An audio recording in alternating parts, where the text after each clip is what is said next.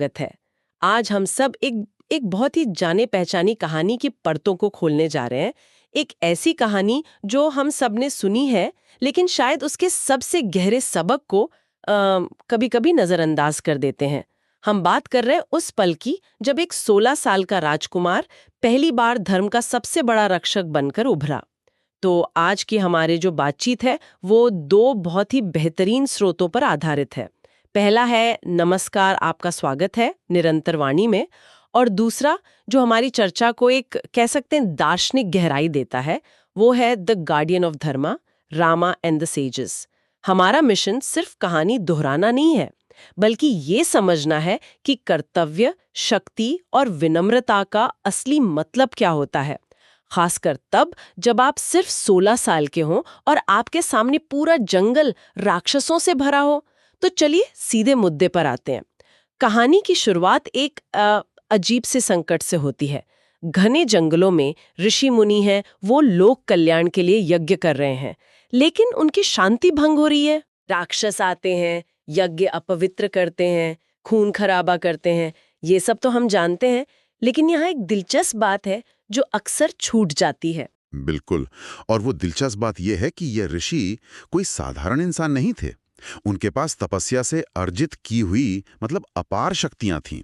वो चाहते तो एक श्राप से किसी को भी भस्म कर सकते थे। तो सवाल उठता है, अगर उनके पास इतनी शक्ति थी तो उन्होंने खुद उन राक्षसों का संहार क्यों नहीं किया? और यहीं यहीं कहानी का असली मर्म छिपा है। उनका रास्ता तप का था, अहिंसा का था। उन्होंने अपनी शक्ति का उपयोग विनाश के लिए करना चुना ही नहीं। ये एक ऐसा विरोधाभास है जहां शक्ति होते हुए भी उसका प्रयोग नहीं किया जा सकता, क्योंकि ऐसा करना उनके अपने धर्म, उनके स्वभाव के ही विरुद्ध होता। ये तो बहुत गहरा पॉइंट है। मतलब उनके पास शक्ति तो थी, पर उसका इस्तेमाल करना उनके सिद्धांतों के खिलाफ था। बिल्कुल। और इसी वजह से उन्हें एक ऐसे रक्षक की जरूरत पड़ी जो शस्त्रधारी हो, जिसका धर्म ही रक्षा करना हो। बिल्कुल। और इसी जरूरत ने ऋषि विश्वामित्र को अयोध्या के द्वार पर ला खड़ा किया। हाँ, और जब विश्वामित्र राजा दशरथ के दरबार में पहुंचे तो उन्होंने कोई सेना नहीं मांगी, कोई हथियार नहीं मांगे। उन्होंने जो मांगा वो एक पिता के लिए शायद दुनिया की सबसे कीमती चीज थी। उन्होंने कहा, महाराज, मुझे आपका पुत्र राम चाहिए। जरा सोचिए, उस दरबार का माहौल, सब हैरान रह गए होंगे। मुझे हमेशा ये सवाल परेशान करता है कि राजा दशरथ ने आखिर हाँ कैसे कह दी। एक तरफ राजधर्म था, एक ऋषि की आज्ञा थी, दूसरी तरफ अपने 16 साल के बेटे को, जिसे युद्ध का कोई वास्तविक अनुभव नहीं था, उसे ताड़का, मारिच और सुबाहु जैसे खूंखार राक्षसों के सामने भेजना। हाँ, ये विचार ही डरावना है। स्रोत में एक लाइन है, एक पिता का हृदय कांप उठा। ये सिर्फ एक वाक्य नहीं है, इसमें एक पिता का पूरा डर, पूरी दुविधा समाई हुई है। बिल्कुल, ये दशरथ की जीवन की सबसे कठिन परीक्षाओं में से एक थी। वो एक राजा थे, लेकिन उस पल वो सिर्फ एक पिता थे। वो मना भी कर सकते थे, लेकिन तब गुरु वशिष्ठ ने उन्हें समझाया। उन्होंने दशरथ को याद दिलाया कि राम कोई साधारण बालक नहीं है और विश्वामित्र की मांग में एक गहरा उद्देश्य छुपा है। और यहीं पर कर्तव्य पुत्र मोह से ऊपर उठ जाता है। और फिर वही होता है। हाँ, 16 साल के राम अपने भाई लक्ष्मण के साथ हाथ में धनुष लिए बिना कोई सवाल किए विश्वामित्र के पीछे चल पड़ते हैं। ये उनकी यात्रा की सिर्फ शुरुआत नहीं थी, ये उनके अवतार के उद्देश्य की पहली झलक थी। और यहीं से राम की पहली असली परीक्षा शुरू होती है ना? जैसे ही वो जंगल में प्रवेश करते हैं, उनका सामना होता है राक्षसी ताड़का से। अब यहाँ पर मामला सीधा नहीं है। राम के लिए ये एक बहुत बड़ी नैतिक दुविधा थी। उनके संस्कार कहते थे कि एक स्त्री पर शस्त्र नहीं उठाना चाहिए। यह क्षत्रिय धर्म के नियमों के भी खिलाफ था। वो हिचकिचाते हैं, और उनकी ये हिचकिचाहट उन्हें इंसान बनाती है। ये दिखाती है कि वो नियमों और सिद्धांतों का कितना सम्मान करते थे। लेकिन यहीं पर एक गुरु की भूमिका सामने आती है। विश्वामित्र ने राम को सिर्फ आदेश नहीं दिया, उन्होंने उन्हें धर्म का एक गहरा पाठ पढ़ाया। उन्होंने जो कहा वो आज भी बहुत प्रासंगिक है। उन्होंने कहा, राम, जहां अधर्म हो, जहां पाप हो, वहां ये नहीं देखा जाता कि सामने कौन है, स्त्री है या पुरुष, अपना है या पराया। वहां केवल अधर्म को देखा जाता है और उसका नाश करना ही धर्म है। लेकिन क्या ये तर्क थोड़ा खतरनाक नहीं हो सकता? अगर कोई अपने धर्म के नाम पर किसी भी सामाजिक नियम को तोड़ने लगे तो समाज का क्या होगा? इस शक्ति के दुरुपयोग का भी तो खतरा है। बहुत अच्छा सवाल है, और इसका जवाब विश्वामित्र के शब्दों के पीछे छिपे इरादे में है। उनका संदेश ये नहीं था कि नियम तोड़ दो, उनका संदेश था कि जब आप बड़ी तस्वीर देखते हैं, जब प्रजा की रक्षा और धर्म की स्थापना का सवाल हो, तो व्यक्तिगत या सामाजिक नियम वो गौण हो जाते हैं। अच्छा। ये सिर्फ स्त्री पुरुष की बात नहीं थी। विश्वामित्र का संदेश था कि जब धर्म संकट में हो तो कोई भी सामाजिक पहचान, चाहे वो लिंग हो, जाति हो या परिवार हो, कर्तव्य से बड़ी नहीं हो सकती। बिल्कुल। ये एक कह सकते हैं क्रांतिकारी विचार था। ये शक्ति का दुरुपयोग नहीं, बल्कि उसे सही परिप्रेक्ष्य में रखना था। और राम ने इस गहरे अर्थ को समझा। बिल्कुल। हमारे स्रोत द गार्डियन ऑफ धर्मा में उस पल को बहुत खूबसूरती से बयान किया गया है। उसमें लिखा है कि राम का बाण सिर्फ ताड़का के शरीर को नहीं भेदता, बल्कि उस पूरे जंगल के भय को भेद देता है। वो वध एक धर्म की घोषणा थी, एक ऐलान था कि अब यहाँ अन्याय का राज नहीं चलेगा। सही, ये सिर्फ एक राक्षस का अंत नहीं था, ये उम्मीद की एक नई सुबह थी। बिल्कुल। ताड़का का वध तो बस पहला पड़ाव था। हाँ, असली चुनौती तो अब आनी थी। वो काम जिसके लिए वे असल में आए थे, यज्ञ की रक्षा। सही। विश्वामित्र और बाकी ऋषि यज्ञ की तैयारी करते हैं। सालों बाद जंगल में मंत्रोच्चार की ध्वनि गूंजती है, हवन कुंड की पवित्र अग्नि जलती है। एक शांति का माहौल बनता है जो उन ऋषियों ने शायद बरसों से महसूस नहीं किया था। मैं उस पल की कल्पना करने की कोशिश कर रही हूँ। हर तरफ शांति है, मंत्र गूंज रहे हैं, और अचानक सब कुछ बदल जाता है। स्रोत बताता है कि आकाश से खून और मांस के टुकड़ों की बारिश होने लगती है। मारीच और सुबाहु। हाँ, वो अपनी पूरी सेना के साथ आसमान से उतर आते हैं। उनका मकसद सिर्फ यज्ञ भंग करना नहीं था, बल्कि उस पवित्रता को पूरी तरह से नष्ट कर देना था। उन्होंने सोचा होगा कि हमेशा की तरह इस बार भी वो आसानी से सब कुछ तहस नहस कर देंगे, लेकिन इस बार कुछ अलग था। सही। इस बार यज्ञ वेदी के सामने 2 किशोर खड़े थे, जिनके हाथों में धनुष थे।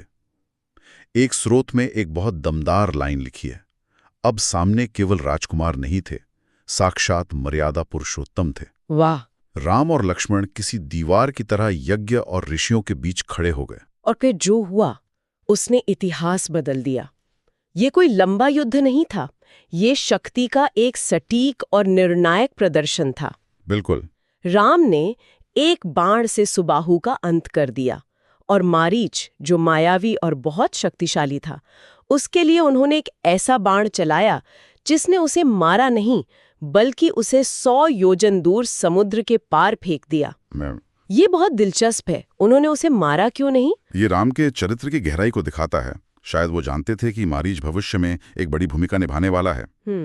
लेकिन अगर हम तात्कालिक नजरे से देखें तो ये दिखाता है कि राम की शक्ति सिर्फ विनाश के लिए नहीं थी। वो बल का प्रयोग उतना ही करते थे जितनी जरूरत हो। सुबाहु का वध जरूरी था, लेकिन मारीच को दूर फेंकना ही उस समय यज्ञ की रक्षा के लिए काफी था। मतलब अनावश्यक हिंसा से बचना। बिल्कुल, अनावश्यक हिंसा से बचना भी धर्म का ही एक अंग है। और जैसे ही राक्षस भागे, यज्ञ बिना किसी बाधा के पूरा हुआ। स्रोत में ऋषियों की जो प्रतिक्रिया लिखी है वो दिल को छू लेती है। लिखा है, ऋषियों के नेत्र आनंद के अश्रु से भर गए। आप सोच सकती हैं कि उन ऋषियों की क्या हालत हुई होगी। सही बात है। सालों के डर, अपमान और पीड़ा के बाद उनकी आंखों में सिर्फ खुशी के नहीं, बल्कि कृतज्ञता और सुकून के आंसू थे। और उन्हें विश्वास हो गया था कि धर्म की पुनर्स्थापना संभव है। वो आंसू उस शांति का प्रतीक थे जो राम अपने साथ लाए थे। हाँ, ये सिर्फ एक यज्ञ का पूरा होना नहीं था, ये एक युग की शुरुआत का संकेत था। एक ऐसे युग का जहां धर्म की रक्षा के लिए शस्त्र उठाए जाएंगे, लेकिन मर्यादा के साथ। तो इस पूरी कहानी का निचोड़ क्या है? इस महान जीत के बाद एक 16 साल के लड़के का व्यवहार कैसा होता है? आज के जमाने में कोई इतनी बड़ी कामयाबी हासिल कर ले तो शायद सबसे पहले सोशल मीडिया पे पोस्ट करेगा, लेकिन राम ने क्या किया?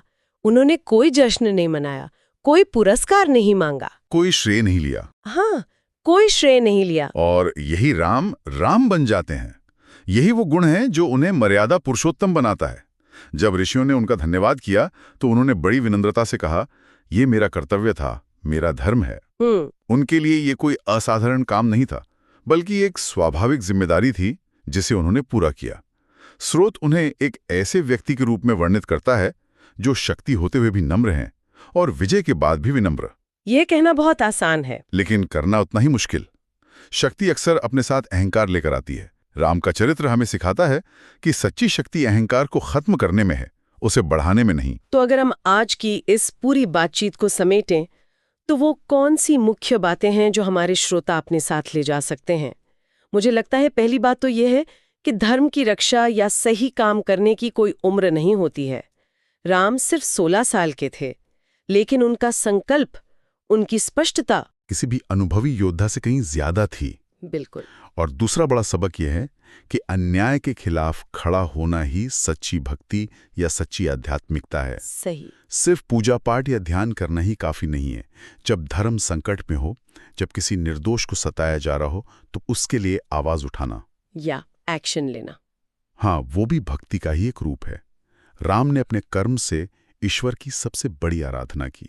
और तीसरा, जो शायद आज के समय के लिए सबसे जरूरी सबक है, वो ये है कि शक्ति का असली उद्देश्य क्या है। राम की शक्ति विनाश के लिए नहीं थी, वो रक्षा और निर्माण के लिए थी। उन्होंने अपनी असाधारण शक्ति का इस्तेमाल उन लोगों की रक्षा के लिए किया जो शांतिपूर्ण तरीके से दुनिया को बेहतर बनाने की कोशिश कर रहे थे। और इन सबसे ऊपर एक बात है जो एक स्रोत के अंत में बहुत खूबसूरती से कही गई है, राम केवल इतिहास नहीं, राम शाश्वत धर्म है। इसका क्या मतलब हुआ? इसका मतलब यह है कि ये कहानी सिर्फ हजारों साल पहले हुई एक घटना नहीं है, ये एक जीवित सिद्धांत है, एक विचार है जो हमेशा प्रासंगिक रहेगा। इसका संदेश है कि जब भी निर्दोषों पर अत्याचार होगा, जब भी अच्छाई पर बुराई हावी होने लगेगी, राम के आदर्शों का धनुष फिर उठेगा, किसी न किसी रूप में, किसी न किसी व्यक्ति में। ये वाकई हमें सोचने पर मजबूर करता है। इस पूरी कहानी में शक्ति का उपयोग रक्षा के लिए किया गया, शस्त्रों की शक्ति का। अगर हम आज के आधुनिक संदर्भ में देखें तो शक्ति के रूप बदल गए हैं। आज शक्ति का मतलब सिर्फ शारीरिक बल या हथियार नहीं है। सही। आज शक्ति ज्ञान है, पद है, आर्थिक ताकत है, सोशल मीडिया पर किसी की आवाज है। तो सोचने वाली बात यह है कि हम अपनी इन शक्तियों का इस्तेमाल किस लिए कर रहे हैं? क्या हम उनका उपयोग राम की तरह निस्वार्थ भाव से समाज की रक्षा और अच्छाई को बढ़ावा देने के लिए कर रहे हैं, या सिर्फ अपने अहंकार को संतुष्ट करने के लिए?